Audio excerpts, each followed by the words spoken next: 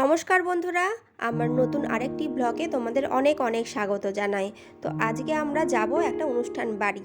এটা অনুষ্ঠান বাড়ি ঠিক না, এটা হচ্ছে হোটেল, ওদের নিজেদেরই।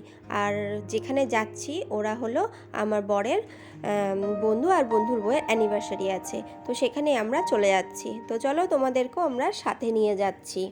আর এটা হচ্ছে তাদের 10th ইয়ার অ্যানিভার্সারি। আর হোটেলটা আমাদের বাড়ি থেকে বেশি খুব একটা দূর না, যেতে মোটামুটি এই 10 মিনিট মতো লাগে বাইকে। তো চলো আমরা সেখানে চলে যাই। আর গিয়েই দেখছি কেক কাটা হয়ে গেছে, আমরা একটু দেরি করেই ফেলেছি। তো অনেকজনে খেতেও বসে গেছে। এই দেখো পিছন থেকে তোমরা যাকে দেখতে পাচ্ছ সেই হচ্ছে আমার বরের বন্ধুর বউ। তো কি সুন্দর সাজুগুজু করেছে, তাই না? আর ওই যে দূরে দাঁড়িয়ে আছে সাদা পাঞ্জাবি পরে, উনি হচ্ছেন আমার বরের বন্ধু। আর এখানে এসেই আমার মিঠাই বুড়ির দুষ্টুমি শুরু হয়ে গেছে। আর এসে নিয়েই আমরা কেক খেয়েছিলাম আর কোল্ড ড্রিঙ্কস, আর বেশ কয়েকটা ছবিও তার সাথে তুলে নিয়েছিলাম। আর ওই যে দূরে দাঁড়িয়ে আছে আমার হাজব্যান্ডের বন্ধুর বউ, তো আমারও একদিক দিয়ে বন্ধুই হলো।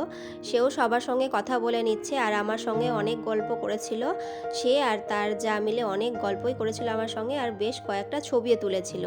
আর এই দেখো এখানে এসে দুই বোন মিলে কি দুষ্টুমিটাই না করছে, কি আর বলবো তোমাদেরকে। আর ভয়ও লাগছে, টাইলসের মেঝে কখন পড়ে যাবে, হুটহাট করে দাঁত মুখ ভেঙে যাবে। তো খুব সামনে সামনে আমাকে রাখতে হচ্ছিল। আর ওই যে দূরে দাঁড়িয়ে আছে আমার হাজব্যান্ড মেয়ের সাথে, তার বন্ধুদের সঙ্গে কথা বলছে, গল্প করছে, আর আমি এখানে একা একা বসে আছি ছবি তুলছি। কি আর করব বলো বন্ধুরা, কেউ সঙ্গী সাথী নেই, তাই জন্য। না না বন্ধুরা, আমিও সবার সঙ্গে গল্প করেছিলাম, কথা বলেছিলাম।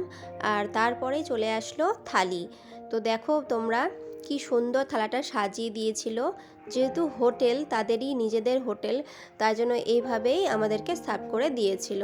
আর বলা ভুল হবে, আমাদেরকে এরকম করে সাজিয়ে দিয়েছিল তা না, এখানে যারা খেতে আসে কাস্টমারদেরও তারা এরকম করেই সাজিয়ে গুজিয়ে খেতে দেয়। তো আমাদেরও ঠিক এরকমভাবেই খেতে দিয়েছিল। দেখো কি নেই পাতে, সমস্ত কিছু আইটেম আছে, দেখে তোমরা অবাক হয়ে যাবা কি নেই এটার মধ্যে।